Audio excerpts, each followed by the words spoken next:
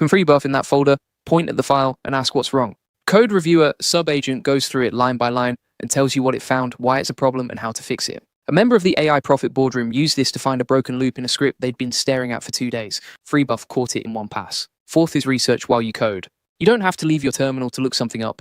Ask FreeBuff how a library works, what the latest syntax is for a framework, or how other people are solving a specific problem. Gemini 3.1, flashlight goes out and pulls the info back to you in line. Leaves the tab switching that kills your focus. Fifth, and this is the one most people skip, is the interview command. Type/interview and FreeBuff stops and asks you questions about what you actually want before it writes a single line of code. This is huge if you've got a vague idea but you don't know exactly how to describe it yet. You answer the questions and the build comes out way closer to what you had in your head. Sixth, building small tools and utilities. Chrome extensions, automation scripts, simple games, dashboards, little apps that scratch a personal itch. FreeBuff handles the whole loop from idea to working file. Members of the AI Profit Boardroom have been building all sorts of weird, useful things with it. Calendar widgets, task trackers, even a tool that renames a folder full of files based on a pattern. Now let me compare FreeBuff to what else is out there, because I know that's the question. Claude Code is fast, and the models are excellent, but you're locked to Anthropic, and you need a paid plan to use it seriously. Cursor is brilliant, but it's a full IDE you have to learn, and the Pro tier costs you. Ada is free and open source, but you have to bring your own API keys, which means you're paying somebody else for every request. CodeBuff, the paid parent of FreeBuff, gives you wider model access through OpenRouter for a subscription.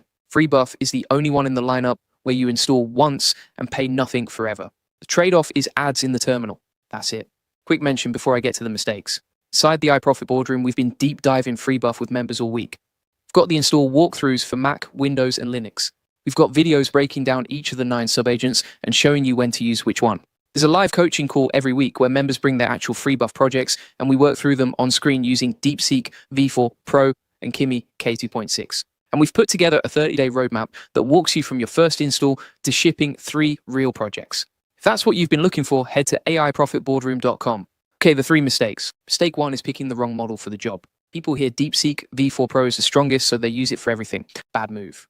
It's slower than the Flash version. For quick edits, color changes, small refactors, use DeepSeek V4 for Flash or Minimax M2.7. Save Pro and Qimi for the hard stuff like authentication logic, database queries, or restructuring a big file. Mistake 2 is skipping the interview command. People type a one-line prompt, FreeBuff builds something, and it's not quite what they wanted. Then they go back and forth tweaking. Total waste of time. Type/interview first, answer the 4 or 5 questions, and the first build comes out almost exactly right. Mistake 3, the one that wrecked my first run. I didn't use file mentions. I'd ask FreeBuff to change something, and it would scan the whole project trying to figure out which files were relevant.